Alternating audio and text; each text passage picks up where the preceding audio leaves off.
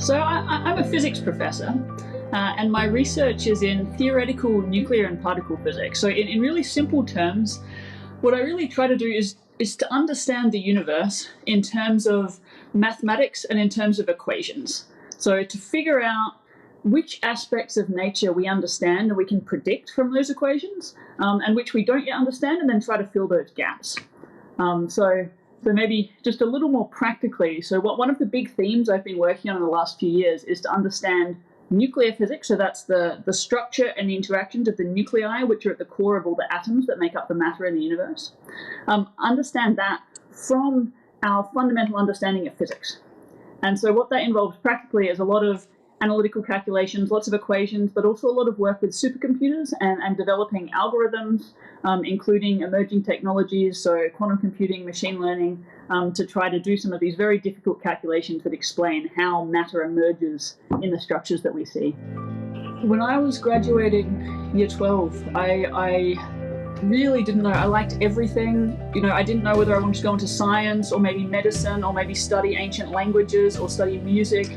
And so right up until the last minute, it was a shuffle. I actually, ended up getting into a medicine degree and deferring it for a year just in case I changed my mind after the first year of my physics program.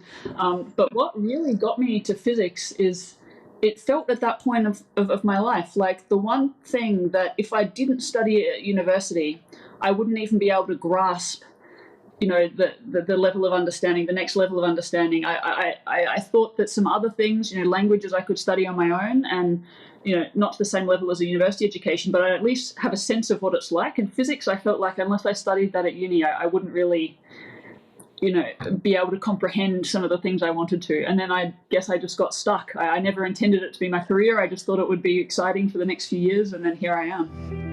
Yeah, there's really two types of highlights that come to mind, and the first is that sort of indescribable feeling when you've figured out something new about the universe, something that's not in any textbook, something that at that moment no one else in the world knows, just some tiny little piece, and you figure it out after months or years of it not making sense, and you put the puzzle pieces together and you have this moment of clarity, and that's fantastic. And I guess the other type of highlight is that it's such a real privilege of the job to be able to work with outstanding junior scientists. I mean, really every day is different. So every day it's a slightly different motivation, but every aspect of the job involves coming together with really extraordinary people towards this big common goal of understanding the universe better.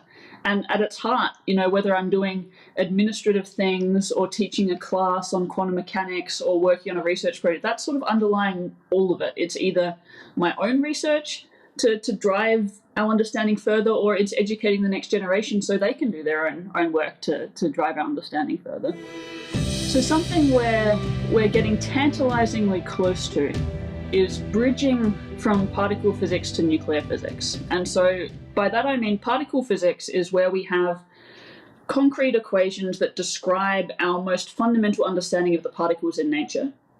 And then nuclear physics is where we understand the atomic nuclei that are at the core of atoms that make up matter.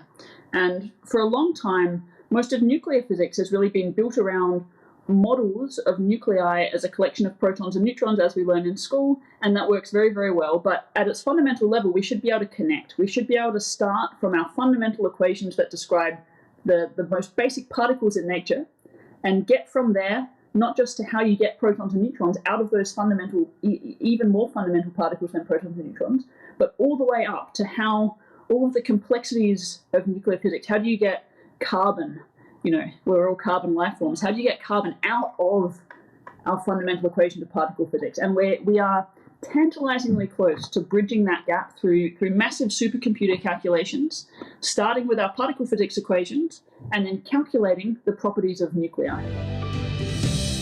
Really, I'd tell them that there are really amazing careers that you can't even quite imagine at this point of your life that you can get to with a science education, and that the most important things are learning how to learn, how to think things through critically on your own and be convinced that you've got it right without asking someone else, because when you're pushing the boundaries of knowledge, there's no one to ask.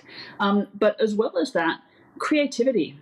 being able to push beyond what's understood, being able to bring, something new, it really is just creativity is the way to put it, is so important. And that developing those skills can take many different forms, but developing them will serve you no matter what career path you end up in. So those sort of fundamental STEM skills are so transferable.